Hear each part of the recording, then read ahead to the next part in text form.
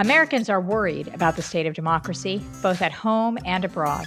On this episode of Common Law, two former White House officials on both sides of the political aisle will discuss how we can overcome polarization and solve some of our most pressing problems. Everything flows downhill from democratic culture.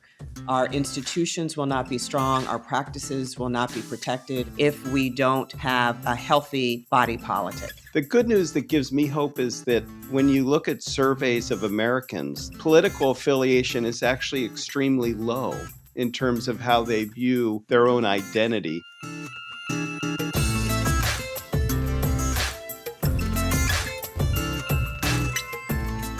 Welcome back to Common Law. I'm Risa Goluboff, the Dean of UVA Law School. During our sixth season, we're asking guests with a range of views to have a free exchange of ideas on a given issue. For this episode, a very special episode, we will be joined by former Obama administration official Melody Barnes, who now runs UVA's Karsh Institute of Democracy, and former George W. Bush administration official John Bridgeland, who is also a UVA Law School alumnus. They have worked together in multiple capacities, including recently on More Perfect, a bipartisan alliance of 100 organizations aimed at renewing democracy. Thanks to you both so much for joining us today. It's wonderful to be here. Thank you so much for having us, Risa. Yeah, thank you, Risa. Great to be with you and with Mel. Let's learn a little bit more about each of you. Melody, can you tell us about John? And then John, you can tell us a little bit about Melody. John, and that's the last time you will hear me call Bridge John. John is the founder and executive chairman of the Office of American Possibilities, and he's a practitioner senior fellow at UVA's Miller Center. I'm also thrilled that he serves as a member of the Karsh Institute of Democracy Advisory Board. He has founded or led countless organizations that help others. That is really part of Bridge's DNA. He's worked on issues from combating COVID-19 to supporting the resettlement of refugees to re-envisioning community safety and policing. He's the founding CEO and vice chairman of Malaria No More, which has mobilized the public and private sectors to end malaria deaths in Africa. Before all of those recent roles, as you mentioned, Risa, he worked in the White House as director of the White House Domestic Policy Council. So that's one of the many things we have in common. He worked for President George W. Bush. He also was the director of national service and faith-based efforts after 9/11. And when I was White House Domestic Policy Advisor, he served on the White House Council for Community Solutions, for which I am eternally grateful. So in other words, Bridge has been very, very, very busy. I have to say, Melody Barnes is one of my favorite people in life, and it's just been such a privilege to get to know her over the last 15 years. She's the executive director of this newly formed Karsh Institute of Democracy, which, of course, Risa, I think you now chair. Right. She's also the J. Wilson Newman Professor of Governance at the Miller Center of Public Affairs at University of Virginia. She's a senior fellow at the law school's Karsh Center for Law and Democracy, serves on the board of the Thomas Jefferson Foundation, which, of course, oversees Monticello. She's also co-chair with me of the Office of American Possibilities, More Perfect, and other initiatives. We try to attract her to everything we do. And during the administration of President Obama, she was assistant to the President of the United States and director of the White House Domestic Policy Council. Prior to that, she served as executive vice president for policy at the Center for American Progress, and then chief counsel to the late Senator Ted Kennedy, another UVA law alum, on the Senate Judiciary Committee. So, Mel, is there anything you're not doing? Just trying to keep up with you, Bridge. Oh, my goodness. Let me ask this question, which I've wondered for a while now. You two have worked together in lots of different capacities. You've held the same jobs at various different times. How did you meet? And did you always get along? And set the scene. During the presidential transition, there's always this wonderful spirit of learning from people in the past. When I had the job, I reached out to Ted Sorensen, Joe Califano, Roger Porter, Bruce Reed. They all had different pieces of advice for me, although Bruce Reed just handed me a bottle of whiskey. And I served only in the first term of President George W. Bush. But when Mel came in during the presidential transition as head of the Domestic Policy Council, I actually met her then. And we had an opportunity to talk about domestic policy and various, priorities of the incoming president and ways in which we might be able to work together. And then Mel, she was kind enough to suggest me for the White House Council for Community Solutions. I think I was the only Republican on that council. People used to joke, when we have the fancy parties after the council, we're not sure we're going to include bridge. That's not true. But Mel always did. This sounds like exactly the kind of collaboration that I think we need more of, and that you two really model for me and for so many others. And I think it's probably why you two keep cropping up together in so many different places and institutions and projects, and why I thought this would be a great conversation. So we'll be right back with a free exchange between Melody Barnes and John Bridgeland.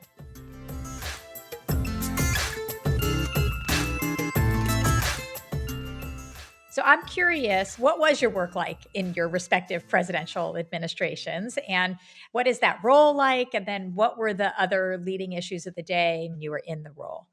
You get these jobs and you're in your West Wing office. And the first reaction I had was, I majored in government in college. I went to UVA Law School. I worked on Capitol Hill, but nobody trains you for these jobs.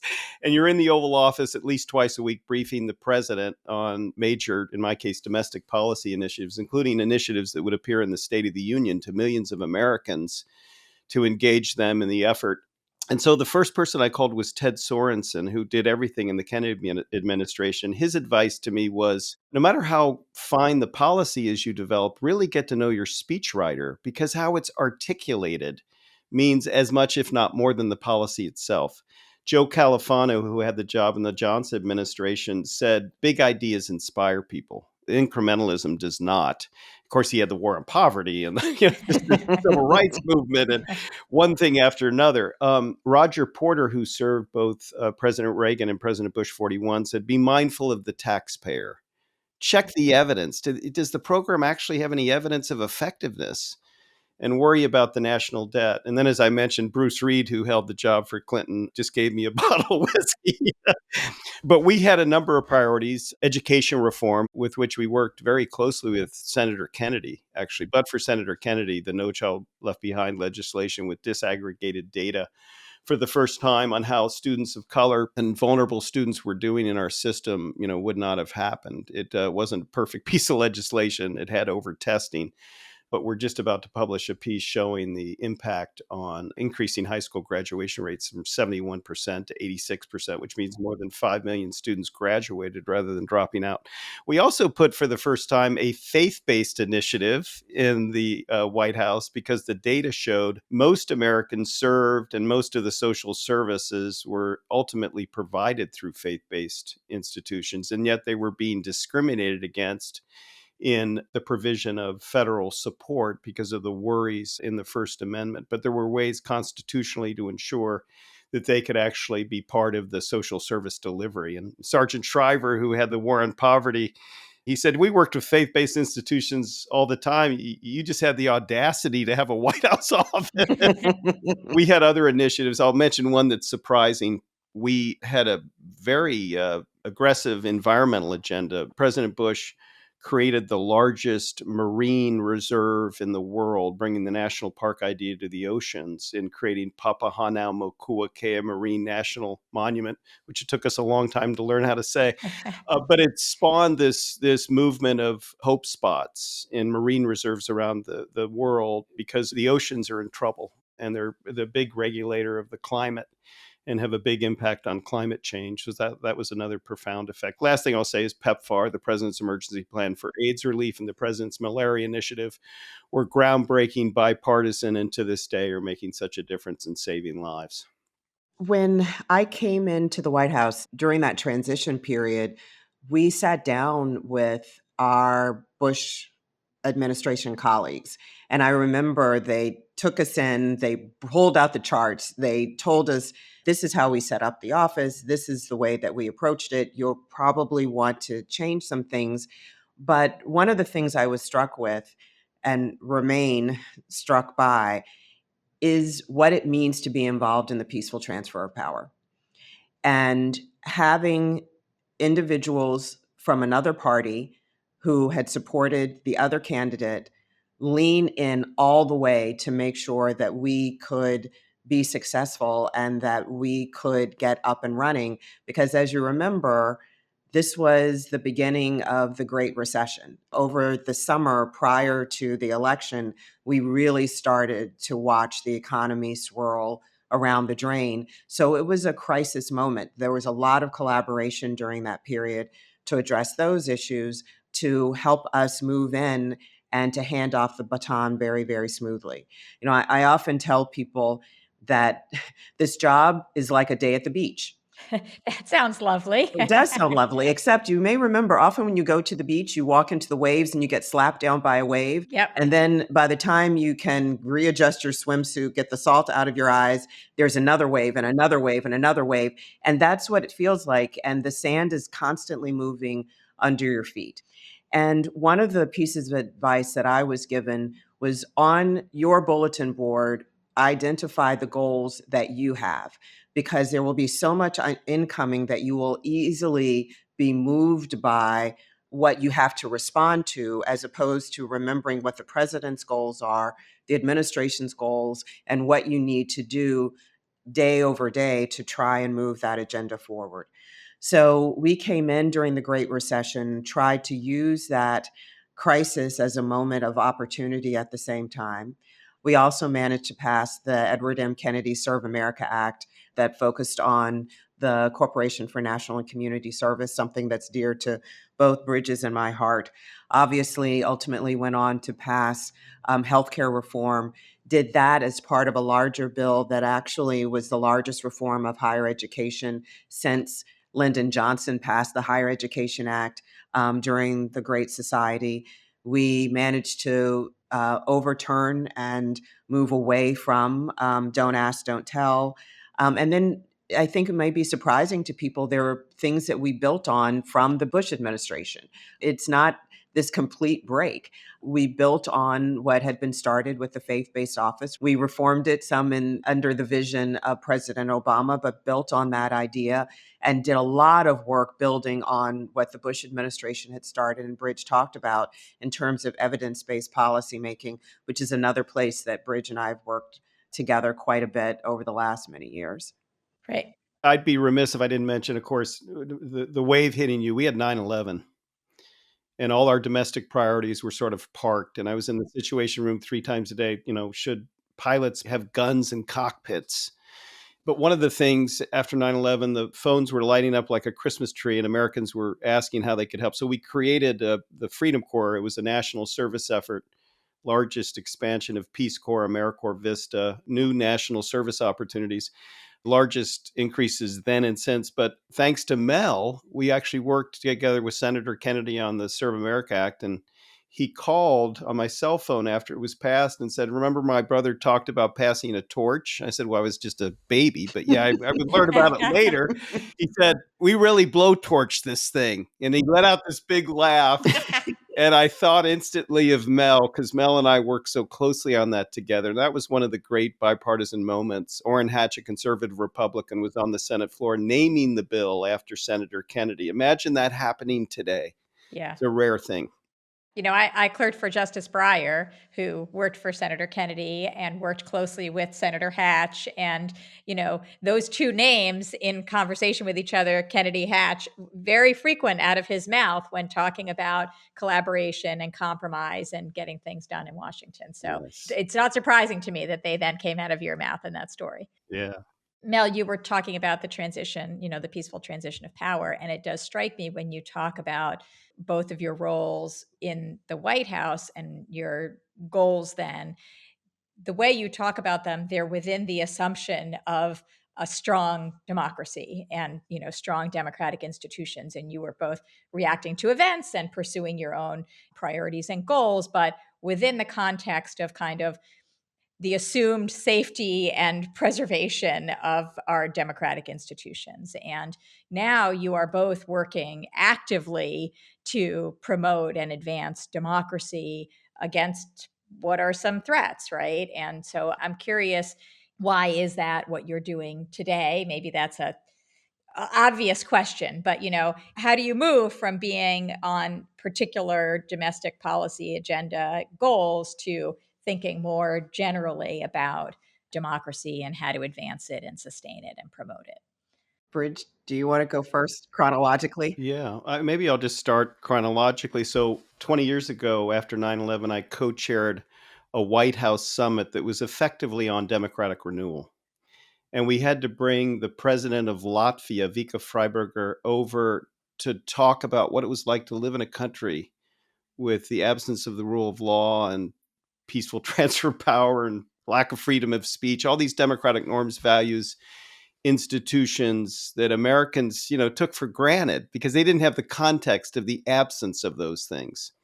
Fast forward, 15 years later, and we're seeing every day threats to those institutions. And so pulled together an effort called More Perfect. And Mel and I are co-chairs of it with Cecilia Munoz and General Stan McChrystal. And for the first time, 30 of the nation's presidential centers, from George Washington's Mount Vernon through the Obama Foundation, are collaborating together on something. And in this case, something so fundamental. Also, the National Archives Foundation, Corporation for Public Broadcasting, it's 125 public media affiliates, the Karsh Institute at the center of it with Mel, and more than 100 partners. And the big idea is to advance together 5 sustainable democracy goals. And many of them address the urgent threats, but also we are mindful of the longer view: civic learning, national service and volunteering, bridging divides, trusted elections and effective governance, and access to trusted news and information. And the encouraging thing is, notwithstanding the polarization, we're making some extraordinary progress together across politics and sectors. And I want to thank Mel for being at the center of it and for from scratch building a Karsh Institute. It's like the model for what higher ed can do across America. It's really exciting. Well, thank you, Bridge. And I can only imagine listeners are thinking, are these two people for real? Because they keep saying, oh, no, you, Mel, no, you, Bridge. But we are sincere. And I say that as a preface to Bridge. I hope people understand the magnitude of what he just described when he described More Perfect. The number of people, organizations, leaders from across the country that are raising their hand to be a part of this network that is guided not only by the 5 democracy goals, but by very specific focus on outcomes. And how do we engage the public in these outcomes and turn this into a call to action by Americans of all ages and those who reside in the United States to fight for our democracy? It's truly extraordinary. Risa, you asked why. I am thinking back to an evening, actually. I was sitting in Senator Kennedy's kitchen. The senator had said, it's pouring outside. You're never going to be able to get a cab home. Let's sit in the kitchen, have dinner, and we'll talk. And I asked him, and I was thinking about his career, its ups, its downs, the murder of 2 of his brothers.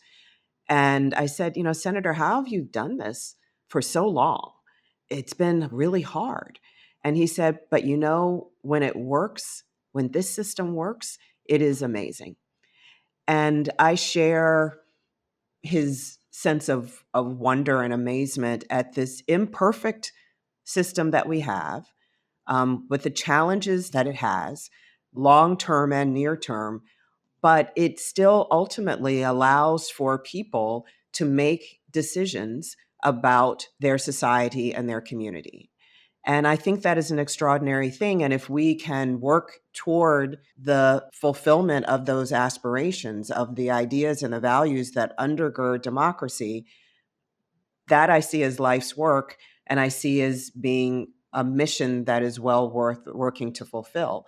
The reason I started doing this work after years in politics is because I had been working on 2, 4, and 6-year cycles, working in the House and the Senate and the White House. And I knew that those cycles were too short to address the challenges facing democracy that are not just 2, 4, 8-year challenges.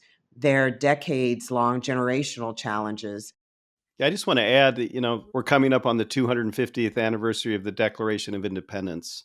And Jefferson, who had principally the pen, penned this mystical notion of the pursuit of happiness, not just as an individual right.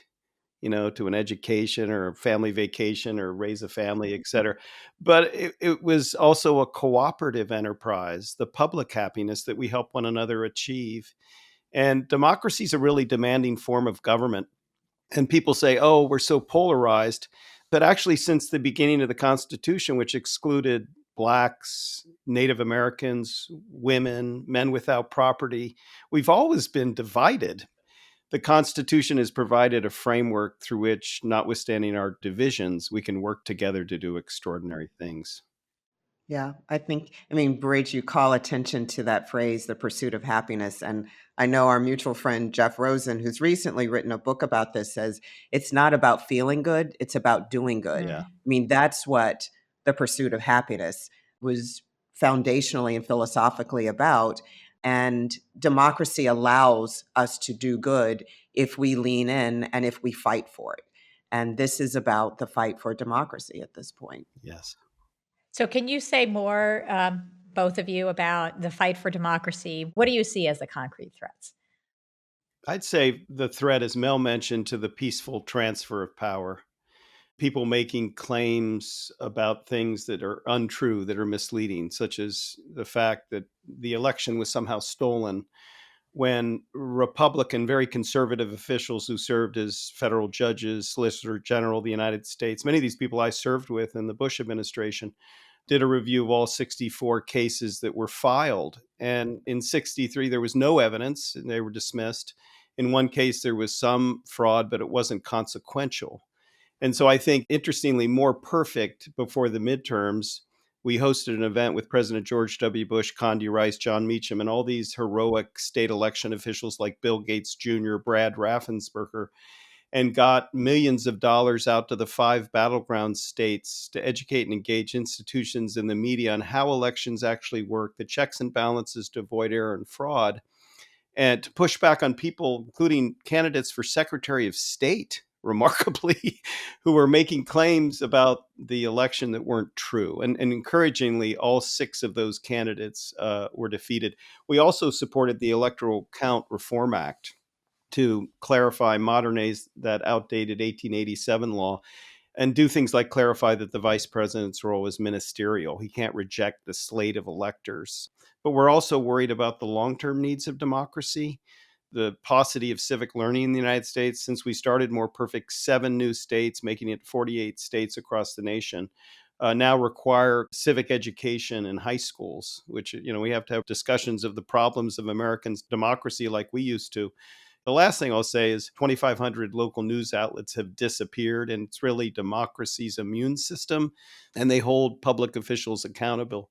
You wouldn't have a George Santos as a candidate if there had been a strong local news outlet reporting on all his misstatements. And so with John Palfrey, the MacArthur Foundation, and 22 donors, we've mobilized $500 million to support local news outlets. So those are some of the threats and how we're working to address them. I think about the United States a lot for obvious reasons, but the United States also sits in a global stream of a rise of authoritarianism. And I think what we are witnessing around the world are economic strife, also shifts in demographics. And all of this is contributing to a sense of fear and uncertainty among populations for different reasons. Some of it is about the loss of economic security. For some people, it is a strong sense of a loss of an understanding of who they are in their country, and how they are reflected in the future of their country and what that means for themselves and for their children.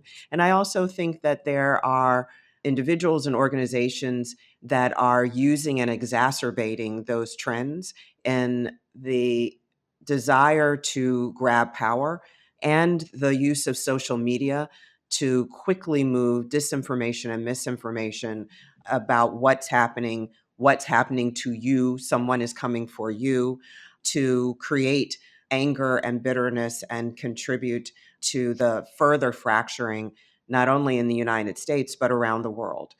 And looking at that and thinking about the fact that in 2024, about 49% of the world's population will be voting.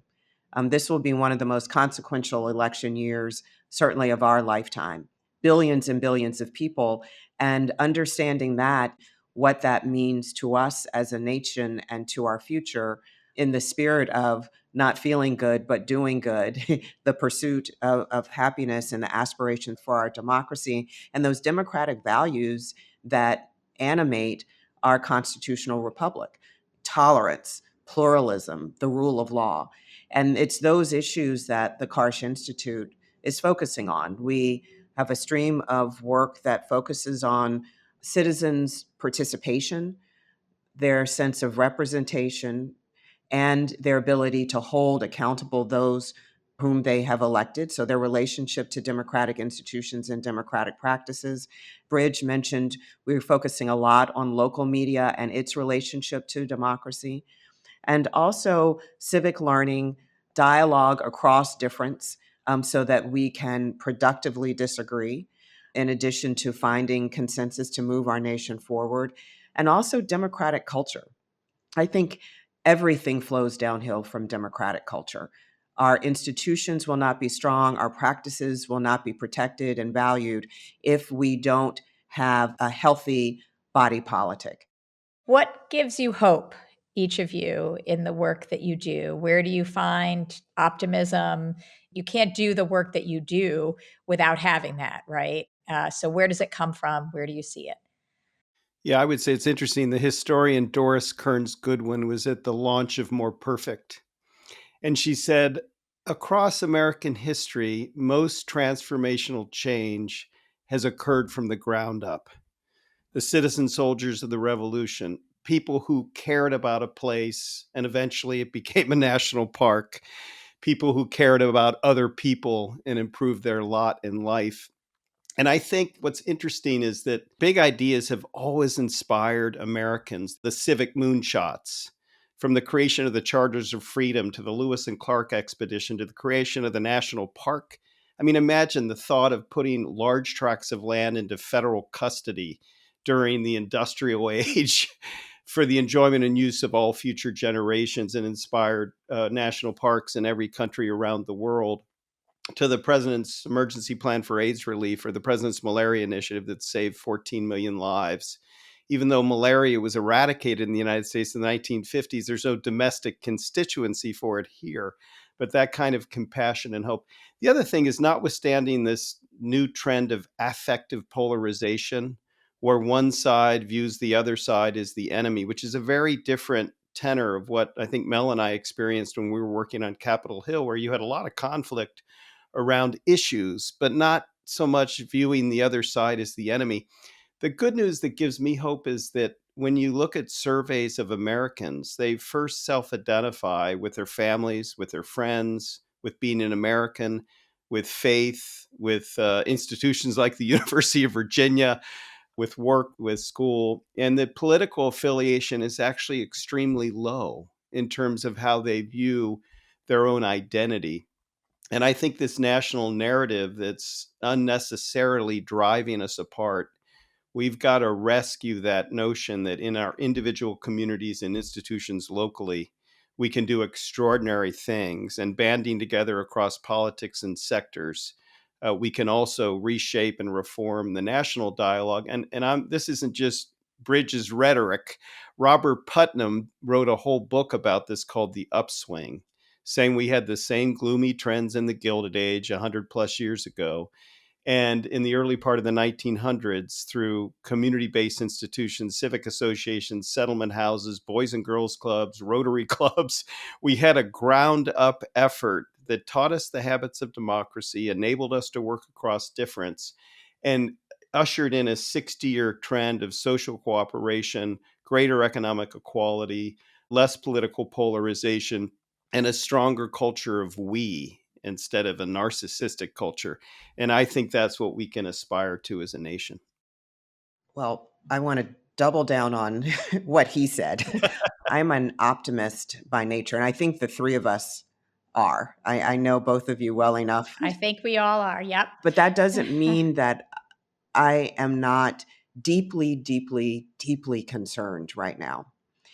But that also means you have to lean in, you put your shoulder to the wheel. And what gives me hope is that I see other people doing the same, that there is now a greater awareness and discussion about our democracy. People of all ages, across demography, across geography. So people are more aware than I think they've been in a very, very long time. People do care. Some of the polling work that Bridge and I have seen recently indicate that people care about our democracy. They may define it in different ways, and there's work to be done there, but they care. And ultimately, those individual acts, the individual attention, can then bring people together to build for systemic change. And I think that is what our history shows us and tells us. In these moments of crisis, we can emerge stronger and better. And I see green shoots of that, and I am hopeful for it. Amen. Amen. That's wonderful. My one last question is, you've both touched on how you talk to people across different views, how you've worked together, your models of this. You've both talked about what the conditions are for going forward. But I'm curious, if you were talking to, say, my students, what advice would you give them toward creating relationships like you have, understanding each other and working towards similar goals? What would you tell them? I would say get out of your comfort zone, actually. Hmm. I know there's a lot of effort, and it's very, very needed right now on civil dialogue. But I actually think putting people in hard shared work together. That's why I love a year or more of national service. I know General McChrystal is on the case because he saw over 34 years in the U.S. Army how people from Akron and Albuquerque and very different backgrounds, perspectives, faiths, politics came together in a shared mission and how it changed their view for the rest of their lives. That's why I like the American High School Exchange Project that David McCullough III is leading to bring kids from high school, very different circumstances together in a dialogue. And I think having those serious, longer term experiences, do a year of national service or get involved in a project in your community with people who have different backgrounds and views than you. It makes the effort better to hear a different point of view, and it makes your own view, I think, more informed when you get out of that isolation of just your own perspective. I, not surprisingly, agree with that. My father and Senator Kennedy were both at Fort Jackson for basic training, but a few years apart. And when reading Senator Kennedy's oral history, he describes a situation, which I won't describe. His point was, in the Army, you learned who you can count on. And race, class, none of that matters because you're there for mission and you figure that out by working together with people. And I shared that transcript with my dad. And I said, "So, Dad, do you agree with this?" So now the perspective of a Black man born in 1935 who had been in the same place a few years later. And he said, "Absolutely." And I think that speaks to what Bridge is talking about. We see that in the service, we see that in national service. And ultimately, the foundation for that is an opportunity for people to be curious about one another, to learn from one another, perhaps to be uncomfortable and to be okay with that, to learn from that. And out of that, you can find the most interesting, gratifying experiences. You may or may not change your mind about something, but out of that comes knowledge, the ability to walk through the world with greater insight, I think, and also the most extraordinary relationships. I mean, who would have predicted, 100 years ago that John Bridgeland from Ohio, the bird watcher, would befriend Melody Barnes from Richmond, Virginia, who doesn't really bird watch. Mel, there's still time. There's still time. But this wonderful, not only working relationship, but friendship that we've developed. And it doesn't mean that we haven't disagreed about things or we haven't debated each other on issues as we've worked together, but we've learned things from one another and hopefully been able to work together to try and make this corner of our community and our society a little bit better. It's wonderful, Mel. Well, I have to say, I personally am so inspired by the work that you both do and the way that you do it and the way you go through the world. And I'm just so delighted to have had the opportunity to talk to you about it all. It's really important. Thank you so much, Risa. Yeah, thank you, Reese. I just want to add, to the young people, you want to get up every day and love what you do.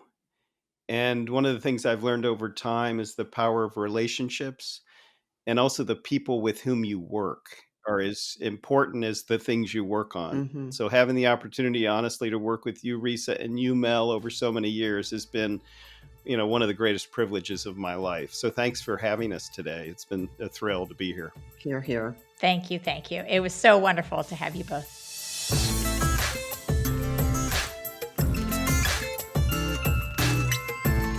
That does it for this episode of Common Law.